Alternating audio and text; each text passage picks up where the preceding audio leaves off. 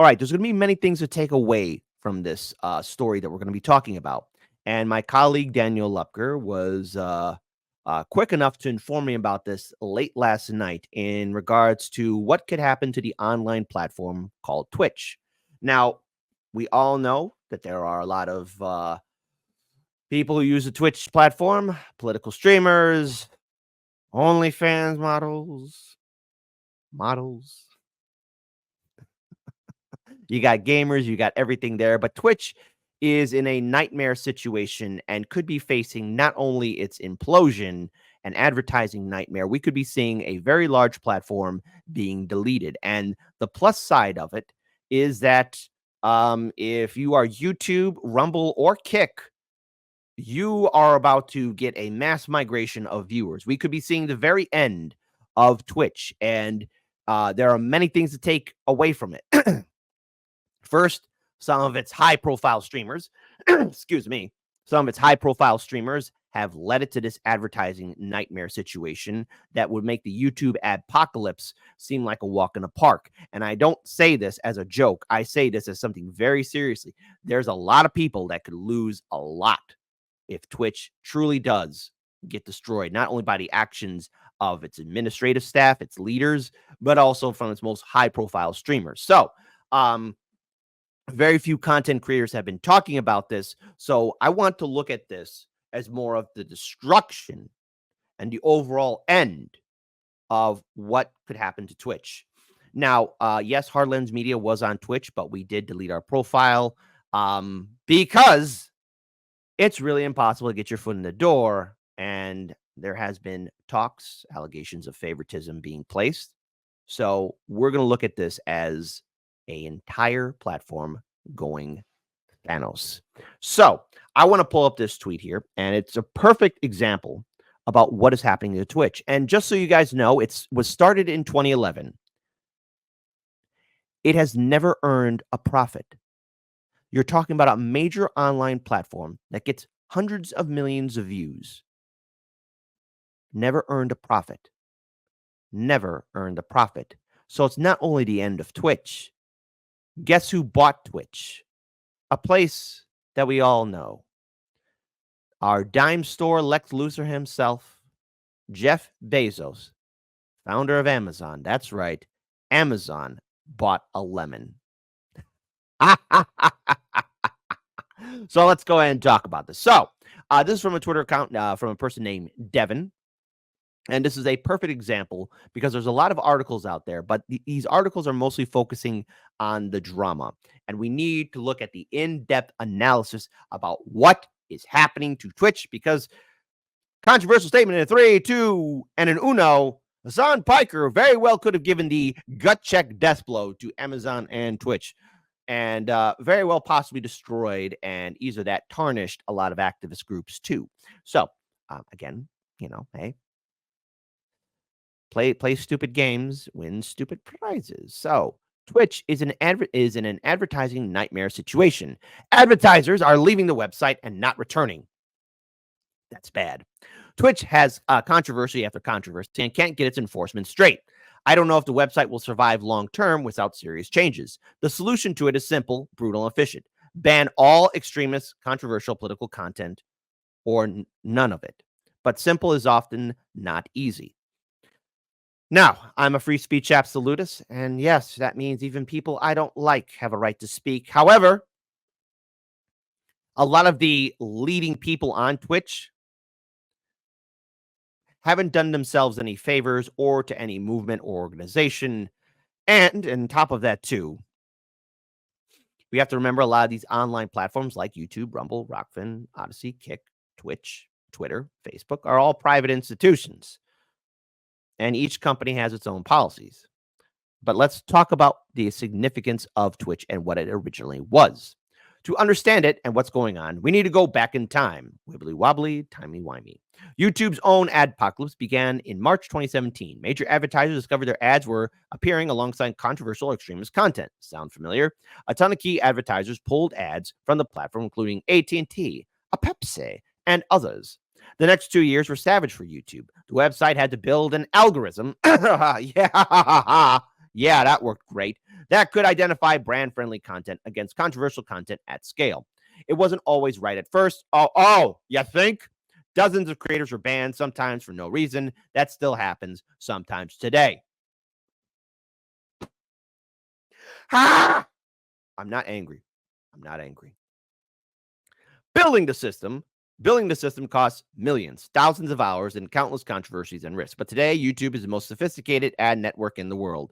It keeps viewers happy by not serving them too many ads, mostly. Oh, really? Okay. And keeps advertisers happy by serving their ads on relevant, brand friendly content. Yeah, well, sometimes I still get messages from my people saying, "Hey, Kit, how come I'm unsubscribed?" During this same period, Twitch was instead investing in their live CDN content delivery network and in broadcasting rights, content, and streamers. They paid $90 million to broadcast the Overwatch League. They signed multi-year partnerships with Riot Games to broadcast League of Legends. They paid streamers like Ligma, sorry, and Shroud, also on contracts worth millions of dollars. None of this amounted to much. Of course it didn't. It's safe to say that most of this money was wasted. Meanwhile, their ad system, the primary way for Twitch to make money, languished. If you want to buy ads on Twitch, you need to pay a high minimum, think $100,000 plus, to talk to someone physically there. The ads have limited, no targeting. Ads get served everywhere across the website and often to irrelevant or controversial streamers. Because ads are served everywhere, Twitch is only good as its worst streamer. Or easy that some people on Twitch just never make it. Maybe Twitch figured that these problems would work themselves out if the content was good. But they didn't, and the content is now on decline. Extremists on all sides run huge communities on the platform. Major and notable advertisers, ADL, big six agencies, are telling Twitch the current state of advertising isn't okay. And they're right. Debatable. Because Twitch didn't invest in ad targeting and good systems when they should have. They're now on the back foot compared to every other platform. Their ad inventory is getting cheaper because the quality of their website is declining, forcing them to run more cheap ads to appease Amazon. The increased ad inventory means viewers are sometimes getting served 8 ads at once when joining a stream, causing viewers to leave the platform. And so here we are. By the way, if you guys are getting ads during the live stream, let me know. I make sure that doesn't happen, especially on the YouTube platform. But nonetheless, hey, some feedback, Discord people, private message me. Just kind of give me a clue because we could be seeing something get destroyed. And if we see Twitch go kaboom, let's just say it's going to be crazy. Continuing on. Let's go ahead and let's do this.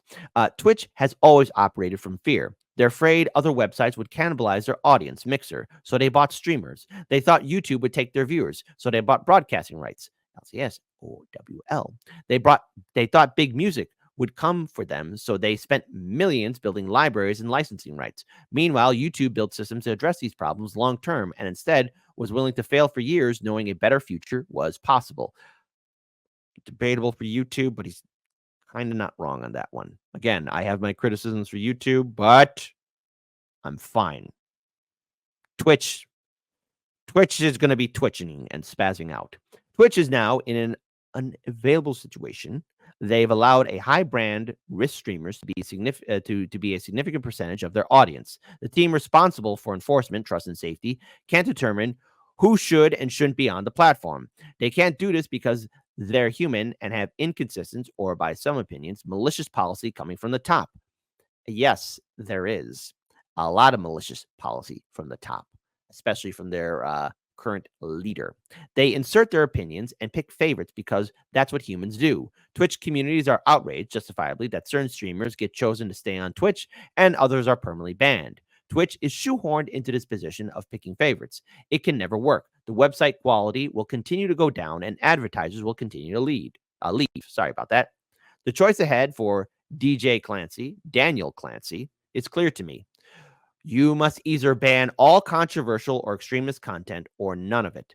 And because a competitor already exists where all content is allowed and owns 10% of Twitch's audience, Kick. By the way, if you're in the VIP chat in Kick, mandatory celebrations because Kick and its holder company Stake were once part of Twitch. And when Twitch decided to have its little shenanigans back and forth with both Kick and Stake at the time, um, they gave them the middle finger. So that's why the Kick platform is growing significantly, which is why I had to tweet out last night. Shout out to Kick for kicking Twitch. If you're YouTube, Rumble, or Kick right now, if Twitch truly goes belly up, a mass migration of people are coming to those three platforms. That's a prediction I'm willing to make and stand by. And it's something that me and Daniel were talking about for the last hour and a half last night, just how crazy this whole thing with Twitch truly is. Folks, we haven't seen something like this in a very, very long time where a website and an online platform with hundreds of millions of viewers could be gone. And this means politics, all sides, hateful content, and so on. Some people may argue this line is unclear. That was true in 2015 when we were figuring out advertising, but today it's very clear that these categories are well understood. You can see each level of what's controversial or not on YouTube's pages or when you upload a YouTube video, which again, YouTube has a lot of screwed up problems, but okay. You can try forcing this content into categories, then demonetizing that content, but that's too far gone, and Twitch Kingmaker system still throws that content to the top of discovery. You can't fool advertisers, but this is a stopgap that might at least help temporarily. No, Twitch is going, and it's this isn't open for a debate. The worst place to sit through is in the middle, and that's the problem here, the waffling.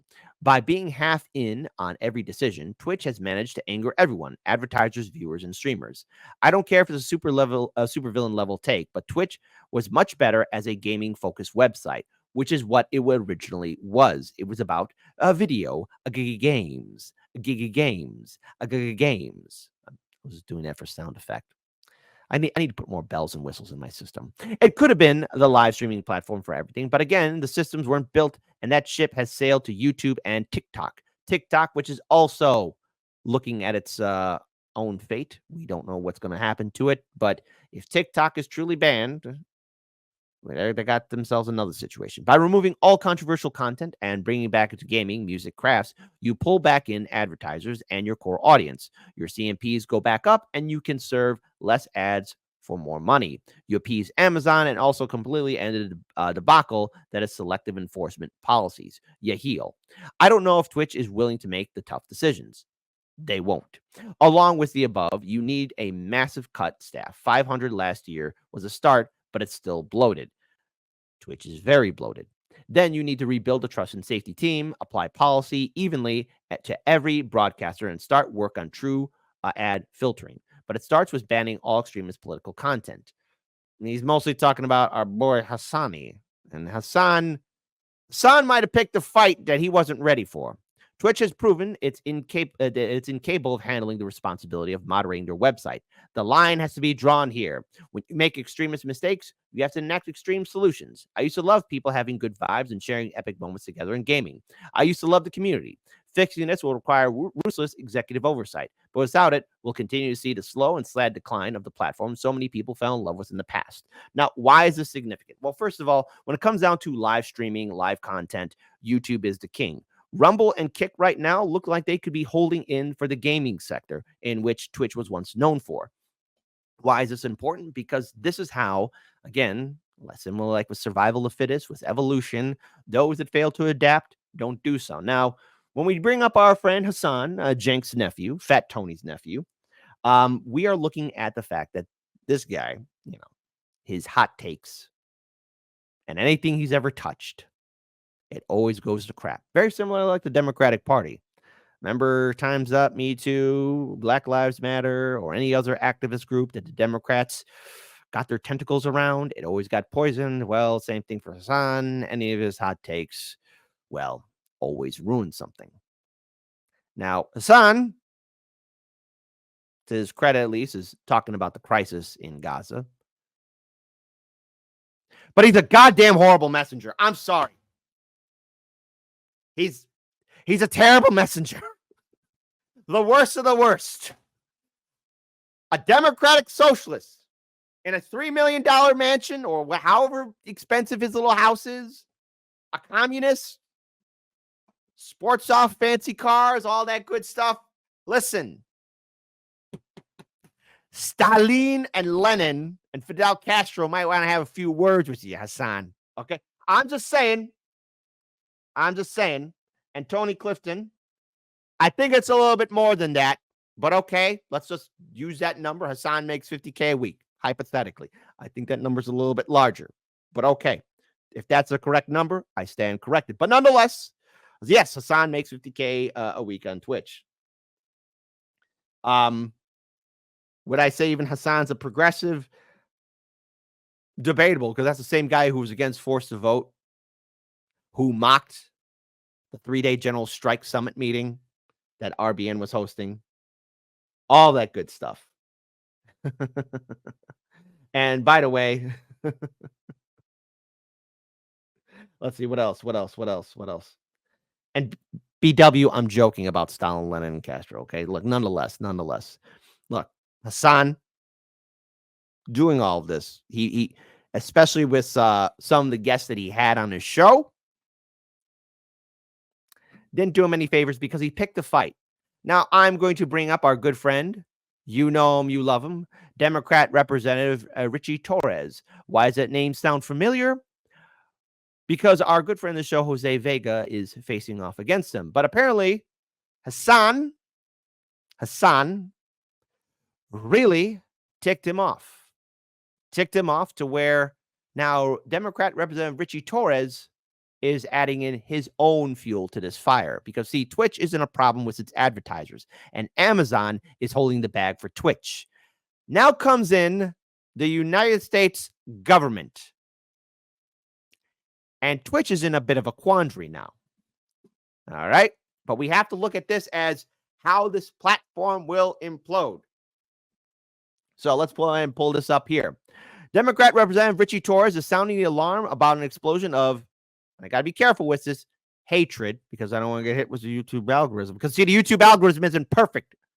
To the person who wrote this tweet out here, Devin Nash, YouTube algorithm ain't perfect.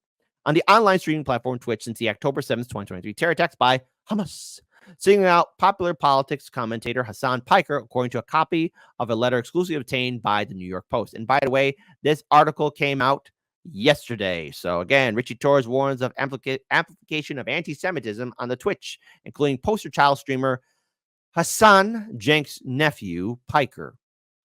It's going to get ugly for Twitch. The South Bronx lawmaker declared in the October 29th missive to Twitch CEO Daniel Clancy that the time has come for Twitch to stop popularizing those who popularize anti-Semitism, like Piker. Now, on the one hand, Hasan Piker is talking about the crisis in Gaza, but he's a piss-poor messenger, like he always has been, who enjoys one of the largest accounts on the platform with the 2.7 million followers and has a credentialed streamer at the Democratic National Convention in Chicago, because he was there at the DNC. He had the front row seat. Hey, everybody, we got a crisis in Gaza, but let's go ahead and support the political party that's turning a blind eye and told uncommitted that they can't speak. Hey, Hasan, were you out there with the people? Hardlands Media was. Due Dissidence was. Jimmy Dore was there. And even Revolutionary Blackout Network was on the ground with the people, not inside the air-conditioned DNC convention, the United Center here in Chicago. Since October 7th, there's been an explosion of hatred on all social media platforms. Yeah, that's nothing new. Torres wrote, Hasan Piker has emerged as a poster child for the October 7th outbreak of anti-Semitism in America. All right, Torres, 36, unloaded on Clancy for hosting Piker, as well as other streamers who have railed against the Jewish people and praised late Hamas leader Yahya Sinwar and vowed to take our country back from these Jewish supremacists. Now, here's where Ritchie Torres is sounding like an idiot, but okay. If the KKK or the Third Reich were a social media platform, it would be Twitch. No, just listen. As I said before, Daniel Clancy, in his infinite wisdom, plays favorites. And guess who's his favorite streamer? Hasan Piker. And in regards to other streamers, such as women, well, there's a lot of allegations going out there, but let's just say I don't want to get demonetized. I don't want to lose anything on any platform. But if you look up Daniel Clancy and his favoritism towards women streamers. It's all nothing but favoritism. Nothing but favoritism. Which is why if you were on Twitch and you couldn't really make any kind of ground on that platform, there's a reason why. The game was rigged from the start. But we're not done here, my lovelies. We're not done here with this nightmare because it's going to get uglier for Twitch. It's going to be. The congressman cited Piker hatefully calling a Jewish man a violent, bloodthirsty pig dog, claiming it doesn't matter if assault happened on October 7th and defending Iran's Lebanon-based terror proxy Hezbollah. And also, again, Hasan interviewed an individual who was associated with the Houthis, okay? Listen, that did break Twitch's guidelines. There are guidelines, and I know that there's a lot of BS that comes with it, but that's what he did. And now with all of this imploding on Twitch, with advertisers leaving, now comes the federal government. You see, this is why, in many ways, folks, a lot of these heavyweights, these bread tubers, these people who act holier than thou, who have favoritism working for them, who build all this clout, all right, and then also suck up to the Democratic Party. This is why I say over and over again, you have to break away from the Democratic Party. We cannot be associated with the DNC. Because now, look, here's what happens when you associate with the DNC.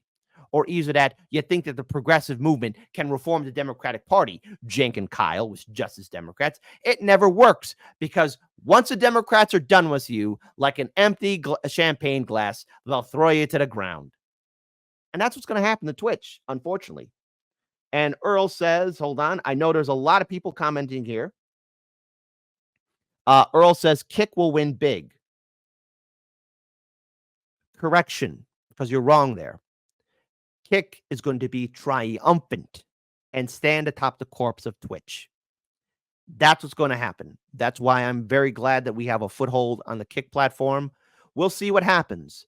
But if you are in YouTube, Rumble, or Kick, let's say you're the upper management, the CEOs, I bet you better be taking notes on this. But also at the same time, too, when it comes down to, again, rules and guidelines, when it comes down to political streamers like myself, you know,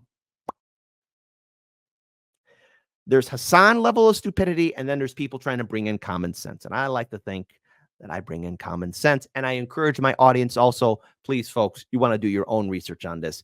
Grab a front row seat. Make sure you got yourself a nice tasty snack and beverage because the federal government now is going in after Twitch. This is something that we have never seen in a very long time. And Hasan kind of kicked open the door.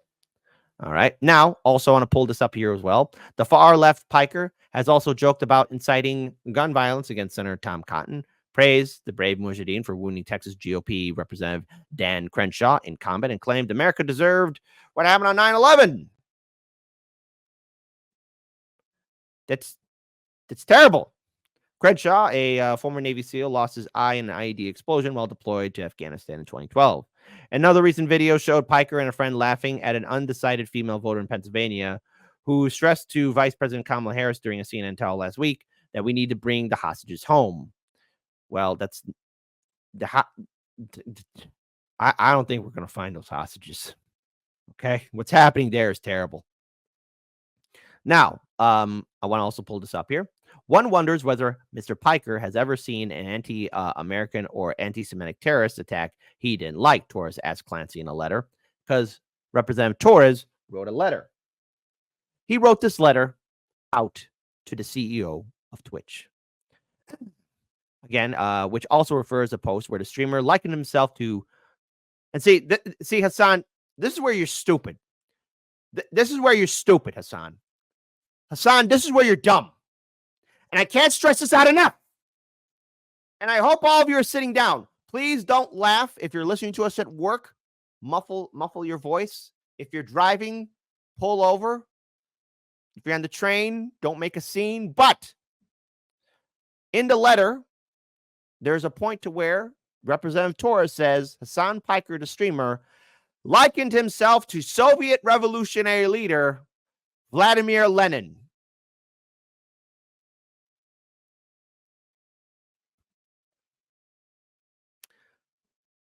Just like how I said that the Democrats attacking Trump and calling him Hitler, Trump and Adolf, two different people altogether. Lenin and Hasan and Cenk's nephew, two different people. Two different people. Two different people. Two different people. Okay? Now, look, again, the words that Hasan did, he poked in the eyeball. Okay? There's a lot of things to be said about the federal government. I'm critical of both parties here. But the thing is, Twitch is a bleeding animal. It is like a whale that is wounded in the deep ocean. That blood is going to attract killer whales, long live the orcas, sharks, and all other fantastic denizens of the deep where everybody's going to feast. And you want to know something? Kick, Rumble, and YouTube are just watching in the background, smiling, because this is a huge explosion. Now, going on, this is more in the letter that Torres wrote to Daniel Clancy. I have a simple question for Mr. Piker and his enablers at Twitch, the congressman went on. What exactly do you find amusing? Are you amused by anti-Semitism? Amused by the kidnapping of 30 children? Again, he's bringing that up. Amused by the adoption of aging Holocaust and Farhud survivors? Torres accused Clancy of being an admirer of Piker. Now, there's been a lot of YouTubers and larger content creators that have done more in-depth videos on the downfall of Twitch, not only earlier this year, but also kind of bringing up some really interesting and controversial things that the current CEO has done with his favoritism on Twitch. If Twitch feels even the slightest semblance of social responsibility as a corporation, a questionable proposition given the company you keep, then the time has come for Twitch to stop popularizing those who popularize anti-Semitism. Torres floated a congressional probe should Twitch allow anti-Semitism to proliferate. This congressional probe could very well go through because there's going to be a problem now, a big problem with the Democrats, because not only did Hasan cause Ritchie Torres to go after Twitch, not only is Twitch losing advertisers, but by proxy, there very well could be a slight civil war in the Democratic Party. Now, many are going to say, well, wait, Kit, the Justice Democrats, brand new Congress, our revolution, and DSA, they're already interconnected with the Democrats. What do you mean a slight civil war? What are you talking about? What are you talking about? Why would some Democrats might be against what Ritchie Torres could do on Twitch? Because now there's going to be a big fight, a little quandary, a little bit of a situation. Because as we have seen on the show, remember Representative Thomas Massey, who said on Tucker Carlson's show that everyone in Congress, from Democrat to Republican lawmakers, have AIPAC babysitters. And those babysitters are quite upset with Twitch. A lot of people are upset with Twitch, the inside operations of Twitch. But why is this important? What do you mean a slight civil war, Kit? Get to the point. Well, because not one, not two, but three high-ranking Democrats have used Twitch, and others have done so in the past. Some have even been on Hasan Piker's show. Oh, I went there, my lovelies. Oh, I went there indeed. Because now there's going to be a fight. There's going to be chaos. Chaos. Now, what key Democrat was on, or either that collaborated with Hasan Piker on Twitch? You know her. You love her. Her name is AOC. AOC. That's right. Because, hey, don't forget this happened, my lovelies. Walz and Alexandria Ocasio-Cortez play games on Twitch. Now, that article came out after when AOC was playing Madden football. Madden football. With, oh my goodness, look who's that? Tim Walz. That's right. That's right. Representative Alexandria Ocasio-Cortez and Minnesota Governor Tim Walz, the Democratic vice presidential nominee, played video games and talked politics in a stream on Twitch. It was less than 2 weeks ago before the election. That's right. They did. They did. In the stream on Alexandria Ocasio-Cortez's Twitch channel. I wonder if she's favorite as well to Daniel Clancy. She and Walz discussed topics such as Social Security, control of the House and disillusioned left-wing voters. The two also played Madam NFL, with the New York House member picking the Buffalo Bills and the Minnesota governor picking the Minnesota Vikings for the on-screen matchup. Isn't that special? Aren't we having fun yet? But wait.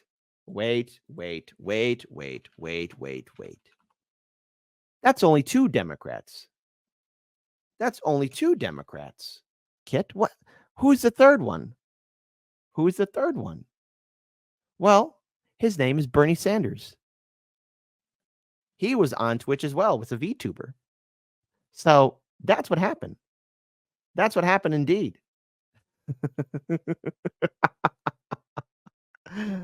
Okay. And look, I do find it funny. I I only got 15 seconds of it. I don't want to bombard you guys with too much BS because it's only important that you guys could see it. But remember, even Bernie Sanders was on Twitch. There could very well be a slight civil war. And by the way, look, hey, who's that right there? Kamala. I'm Saikuno. Normally, I have a regular camera, but I have a skin condition, so I'm using this avatar. Do you know what a VTuber is? Okay. Yeah. Have you heard of a VTuber before? Nope. Never heard of a VTuber. So, what can we learn from this? What is the big takeaway? In the realms of online streaming, in the realms of politics, this is a devastating blow to Twitch. In my personal opinion, there is nothing Twitch can do to save itself. It will become an irrelevant platform.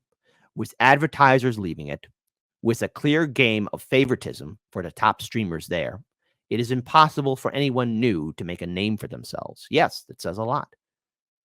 There will be a destruction of Twitch happening. They can't save themselves. No matter what they do, they cannot save themselves. Now, Daniel did bring up a very important point, like maybe if they restructure their leadership, if Dan Clancy steps down, fine.